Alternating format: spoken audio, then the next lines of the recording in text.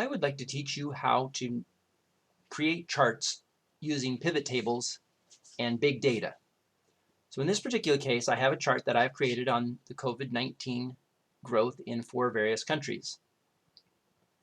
If you'd like to be able to make a chart like this, you'll want to be able to download the data. The data can be found in the EU Open Data Portal. You hit the little download button here.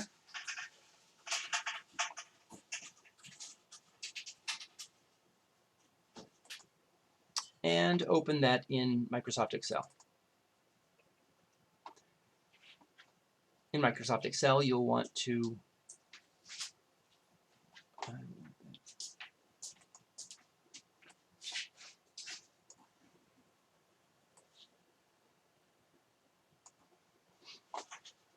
click on the corner in the top left-hand corner to select the entire table. Double-click on the lines between some of the data and it'll spread it out so that you can see it more clearly. I'm going to change a few of the labels. I'm going to call this one date, this one country, the next one over here I'm going to call cases, and deaths. I'm going to populate those shortly. These are going to be based on the number of cases per population, so I'll have a formula for those shortly. Next, what I want to do is I want to choose the country, so I'm going to select the entire chart again. I'm going to hit sort and filter, and then I'm going to hit filter so that I only choose the countries that I want. I didn't have to do the whole chart. I could have just done this column because this is the only one I want to do. So I'm going to unselect all of them, and I'm only going to choose. Actually, you know what? There was one more thing that I wanted to do. I wanted to change the country names on some of these. So I'm going to undo this. Yeah, I guess I can do that. I'll do that again, just where I was. Click here, unselect them all, choose the ones I want to do. Afghanistan. No, I want to do Canada.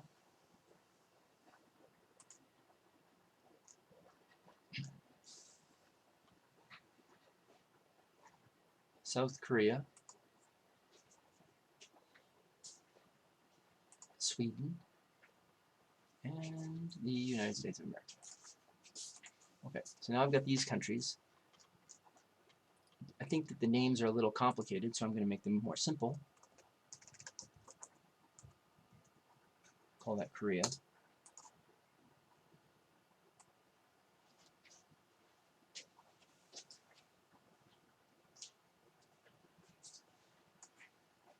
Sweden's fine.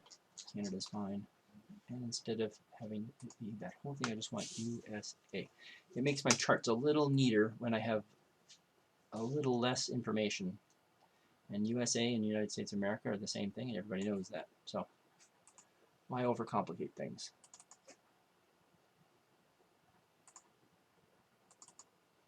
Okay. I guess they kept the width because there's underlying data even if it's not showing.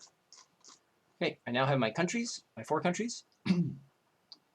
The next thing I want to do is I want to create a formula over here that captures all the cases per population. And this took a little bit of finagling to figure out how to do it, but the basic concept is on each day, on the first day, I want a sum of all. Actually, you know what? I'm going to do one more thing here so that I can see this row here.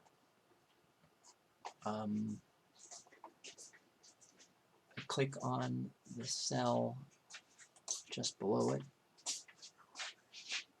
and hit split. There we go. Now, no matter where I scroll down as far as I want, I can still see my labels at the top.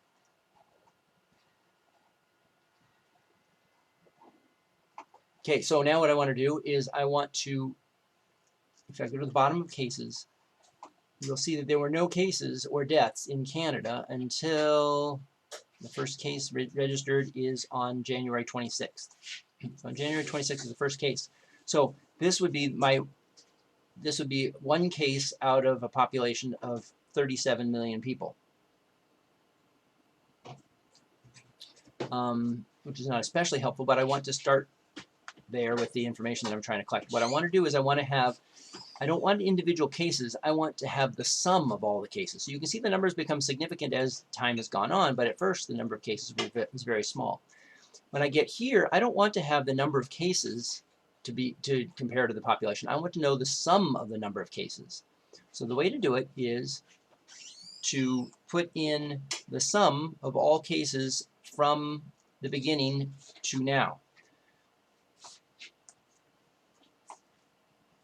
So what I can do is I can say this field is equal to, equal to the sum from today's date, the 13th, all the way back to the very beginning. And I'm doing that by, I'm highlighting it by holding Shift and clicking on the beginning cell. So I click the beginning cell and then I hit Shift and hit the last cell, and that populates it. If I do that, that gives me the total number of cases from the beginning to now. Now that's interesting, but that's not what I want in the end.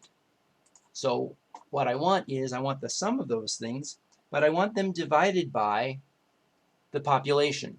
So this tells me the percentage. So if I go divided by this square, enter, that gives me the percentage of the population, the fraction of the population that now has it. So you'll see it's a very tiny fraction. In fact, it's so tiny that it's almost useless. So really what I want to do is I want to know what that number is if it is per million. So I'm going to multiply that times 1 million. That will then give me the number of cases per million right now. As of April 13th, there are 657 cases per million population. Now, that's good for the purposes that we have now. The only problem with this is that it, okay, so what I'm going to do then is I'm going to take that information and I'm going to copy that formula across to deaths because I want, actually, no, I'm not going to do that. Not yet. I'm going to explain what I'm doing one thing at a time. So if I take that and drag it all the way down, I can take it down to the bottom of Canada and I will have an understanding. Right, forgot a step.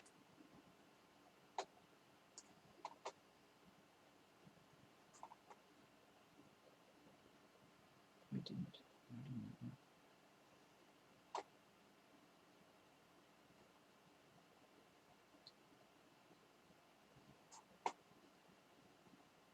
Cases per population. It should have been 0 once I got here. Oh no, the sum. It should have been 0 once I got here. This should be 0. And for some reason that's not 0. Oh, I know why. Because, right. Okay, so I'm going to hit Control Z and stop that. What I want is, I want my last case to always be the last case in Canada. So my row in Canada is 1844. That's my last row in Canada. I don't want anything beyond that. So I'm going to make this formula my 1844. So 1844 is going to be stationary. I don't want that to move. So I put a little $sign in front of it. That means that number doesn't change. The rest of the numbers will change, but that one won't. It doesn't do anything for my formula in that space, but it does do something to my formula for all the rest of these.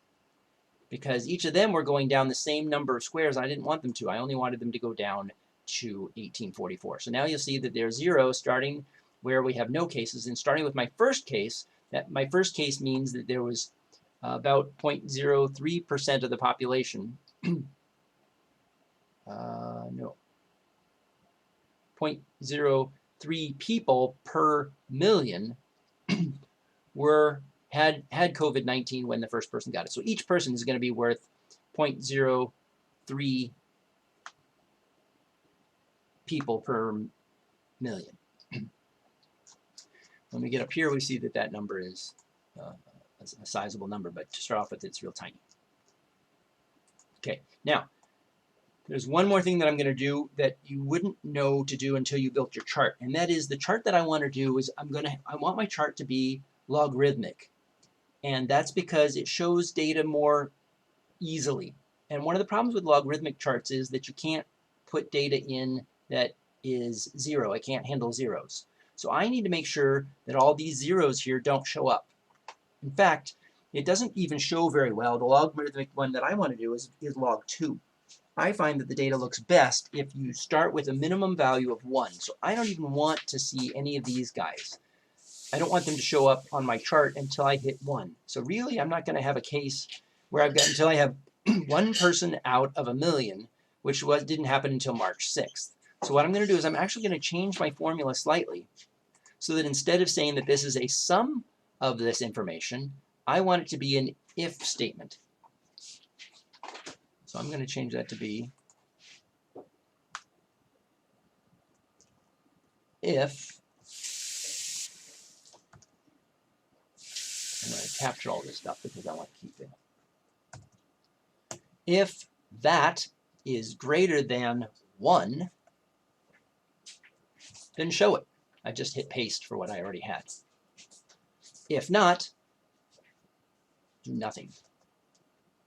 Little double quotes mean it's blank.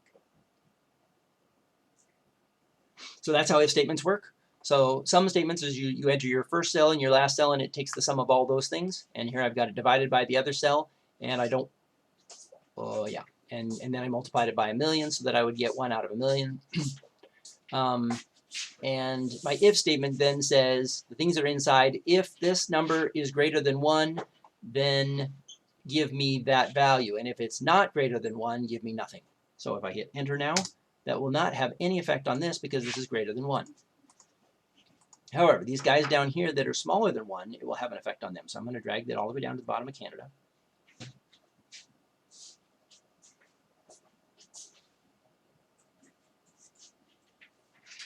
Too slow. Okay. And you'll see that it goes blank for all the values that I don't want, and once it hits a value of 1, then it displays it. Now I'm going to do the exact same thing for deaths. So I'm simply going to drag the formula over to do deaths. Now the problem with this is it screws up my formula because really what I wanted was I wanted to capture this value instead of this value, but I wanted this value to stay the same because the population isn't scooting over. So I'm going to go back to my formula and put my $sign in there. $signs just lock things in place. So, but the row I want to use is cases, which is E, and it scooted over and became F, which is what I wanted. So all the F's are correct. However, this row here, J, also scooted over and became K, and that's what I don't want. So all my K's, I want to either go back, yeah, probably just go back and change them to J's. That's just the easiest thing to do. Right now, I'll just change it. I don't think there's a formula change I need to make. Oops. J. All right, and now I'm going to take that value and drag it down to the bottom, and it should turn into zeros, turn into blanks a lot earlier than the cases did. Okay, so now I have 2 formulas, and my values are still over. My minimum value is 1, and my minimum value is 1. Okay, so now I have a chart that shows how this can happen for Canada. I want to do that now for Korea and Sweden and the USA. And once I've got all those done, then I'm ready to take my next step to do the pivot table. So I'll show you how to do that next. The easiest way to do it is to take my existing formulas and copy them down to my new location. I may need to change the location for it to do that.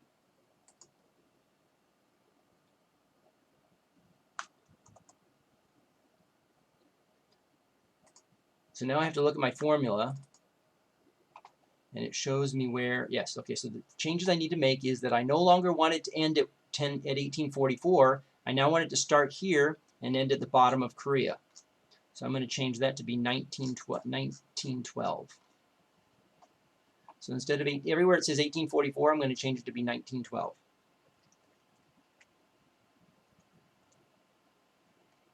Oops. Not 1912. Is it 9012?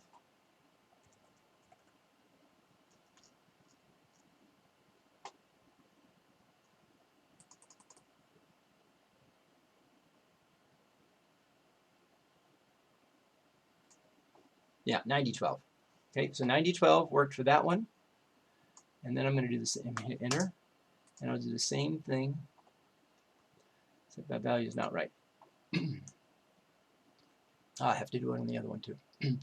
9012, and instead of being 1844, this is also going to be 9012.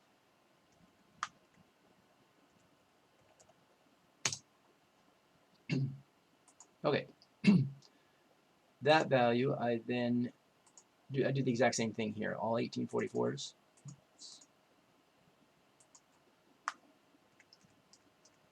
Become 9012.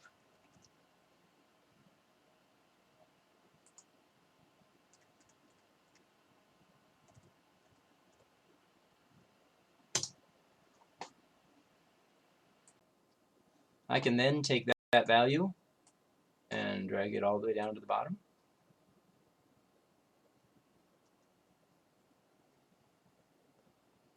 So that I now have all my data for Korea, which doesn't even start registering until February 20th.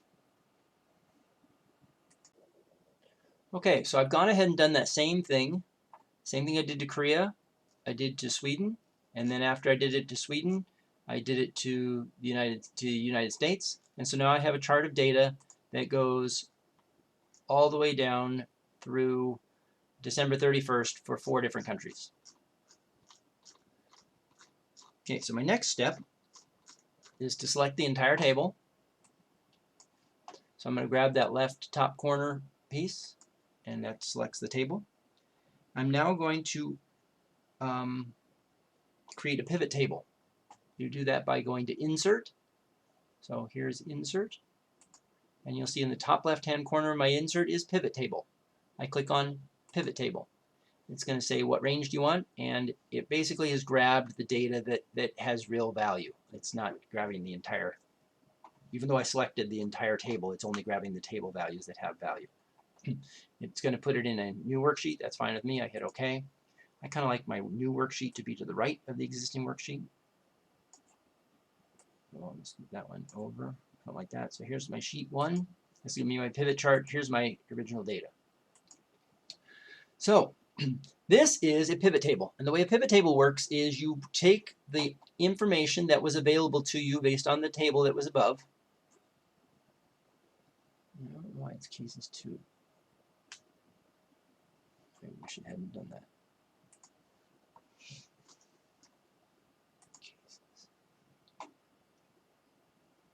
Okay, I'm not going to worry about that right now. Okay, so what I'm going to do is I've now created my pivot table that has no data because I don't have anything in here. So I want to grab certain pieces of the table above and put them in various locations here to help me create a pivot table.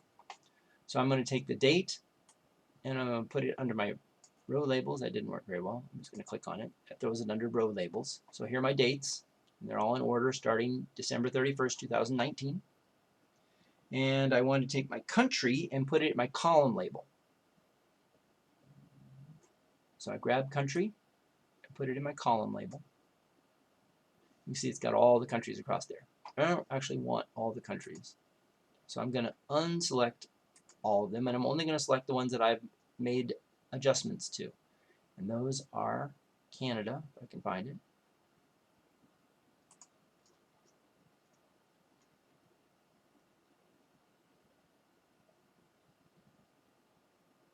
And Korea. And Sweden. And USA. Okay, now I've only got those 4 countries now. And the next thing I want is so I want my cases to be my values. So I grab cases and move it to values. And they're going to give me a count. I don't want a count. I want a sum. So I'm going to change my field value to sum. So I put cases under values and I change the value, the value field setting to sum. And I'm going to do the exact same thing with deaths.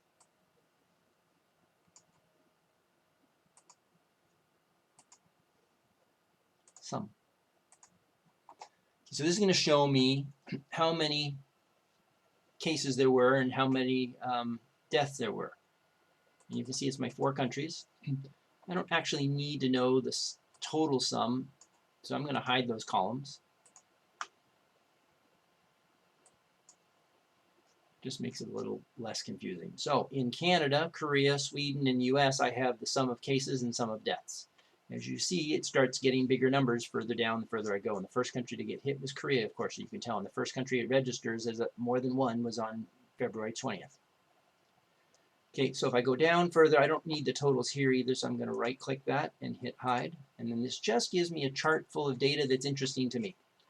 However, if you'll notice, there's a whole bunch of zeros, and I'm going to end up with a chart that has a bunch of zeros off to the left. Because for all those dates, it's all going to be zero for all my data. That's kind of useless. So I'm going to actually start my data on February 20th, which is the date that it's interesting to me. So to do that, I'm going to go to my row labels, and I'm only going to choose the dates from February 20th on. So February 20. And I'm going to select all the dates going down from there. And if you get to this bottom one, you just keep clicking on that box. It automatically shoves up a layer as you go. If you miss one, you got to go back and get it again. Oh, come on.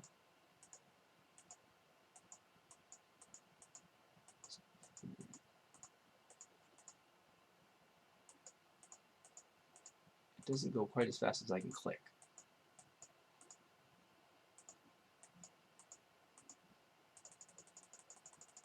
I just click a whole bunch of times. So I'm going for the 13th. 6, 7, 8, 9, 10, 11, 12, 13. That's my last one. Okay. Now it just shows data from February 20th through April 13th. Thought I hid this. Probably did. Maybe it came back. Okay. Now I have a chart that is, it's got sufficient information in it for me to do, to create a chart out of it. So what I'm going to do now is I'm going to select the content of this chart that I would like, that I find interesting. Starting here, I'm going to go up here, and I'm not going to include, I'm just going to do it here. I think I'll do this right. What I'm going to do now is I'm going to hit Insert Line, and the kind of line I want is not the stacking line, but the individual independent lines. And it produces a chart for me. Wonderful. I want to move the chart down below my table. Stick it there, and I don't need these guys. If you go to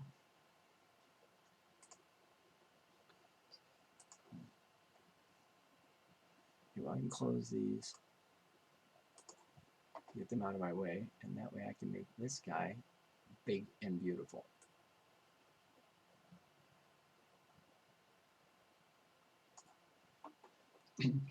The cool thing about Excel is it lets you manipulate your data inside your chart pretty much how you want to do it. And in my case, I want my legend to go over here because there's no data over here. And that gives me the freedom to make my chart a little bit bigger. Okay, now as we see here, the chart's not super helpful because it jams all my values together here and spreads them out. And this is why I want to do the logarithmic thing. So if I click on here and right click, I hit Format Axis. And if I format my axis, I can click a little button here called Logarithmic Scale. And it tells me that you can't have zero values. Well, that's what I was saying at the beginning. You can't have negative values either, which is why I have started everything with 1. So all my values start with at least 1. Now base 10 I find flattens things too much. I find base 2 a little more helpful. So I'm going to say base 2, and you'll see that that means that I'm starting with 1, but it doubles each time all the way up the side. So my first tick is worth 1, my second is worth 2, this one's worth 4, 8, 16 on up until we're getting to big numbers. And you can see what each country is doing and how each country is going along. Now, one of the things I want to do on these is change my colors to something useful. I find that the flag colors are nice. And unfortunately, all 4 countries have blue in their flag, so only one of them gets blue. The one that's sort of the limited most is Canada, because white is not really an option. So I'm going to go with red for Canada. So if I hover over a line, I think it's this line here. If I hover on a line, and right click on it, I can hit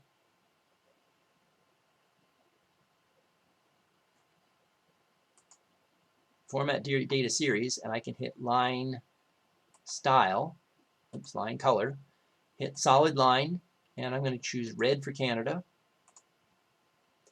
And their other line, I think, is here. Yeah. So I'll click on that one and do the same thing. Line Color, Solid, red for Canada. Okay, so now Canada's done.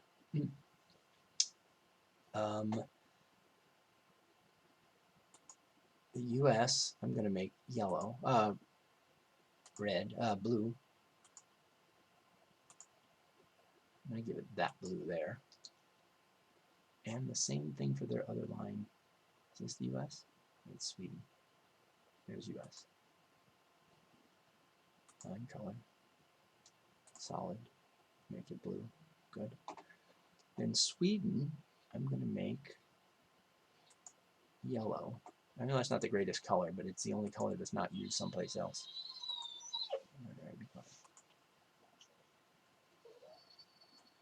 And I think they are here. That's right. Line color.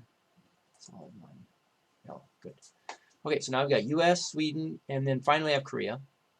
And Korea, unfortunately, has the only color left over is black from their flag. So I'm going to go with black. Not my first choice. That's my dog drinking next to me. Okay.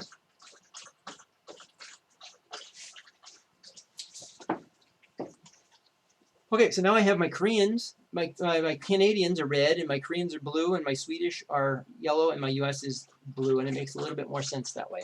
And you can see that the trend going now is these are the cases. These are my bigger numbers are my cases, and my smaller numbers are my the number of people that have died. Now the problem with cases is the cases are restricted to the to what is reported. Whereas the number that are, they're both restricted to what's reported, but cases has to do with testing, and deaths is a much more objective measure. So of the data here, this is actually the more reliable down here. You can see that my deaths, I have Sweden, the deaths per million is still higher, slightly higher than the United States, and it seems to be on a very similar trajectory as the United States. Canada seems like a slightly lower trajectory, but not by very much. Korea is the real exception in this story. So Canada and the US, I think Canada is doing a little bit more of a shutdown than the US is, and their cases trajectory is lower. Now it could be because they're not doing as much testing. Their death trajectory looks very similar, however, and it's similar to Sweden's, who has not done nearly as thorough a shutdown. So these three countries seem to be very similar. Korea's done a much more thorough shutdown, has done a lot more testing, and their values are much lower. All right, so there's the chart and some information I find helpful gathered from it, and I hope that you've been benefited from the opportunity to create a pivot table using real live data in a way that's sort of fun and exciting, because this is an unfolding historical event right now in our times.